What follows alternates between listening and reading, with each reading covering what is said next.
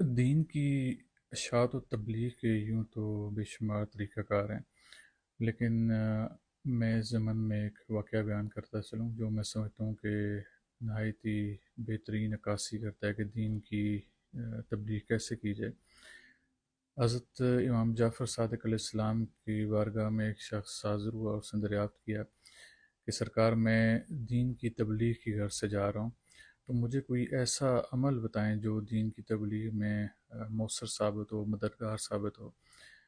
تو امام جعفر صادق علیہ السلام نے فرمایا، نہایت خوبصورت ارشاد فرماتے ہیں، کہتے ہیں کہ کوشش کرنا کہ دین کی تبلیغ کرنے کے لیے، اس کی اشاعت یا اس کا پرچار کرنے کے لیے تمہیں اپنی زبان استعمال نہ کرنی پڑے۔ یہاں پر امام جعفر صادق علیہ السلام کے اس قول کا مقصد یہ تھا کہ تمہارا عمل اور کردار ایسا ہونا چاہیے کہ تم جہاں جاؤ تمہارے عمل اور کردار کو لے اس کو دیکھ کر لوگ مشرف اسلام ہوں اور تمہیں اس کے لیے اپنی زبان استعمال کرنے کی ضرورت نہ پڑے۔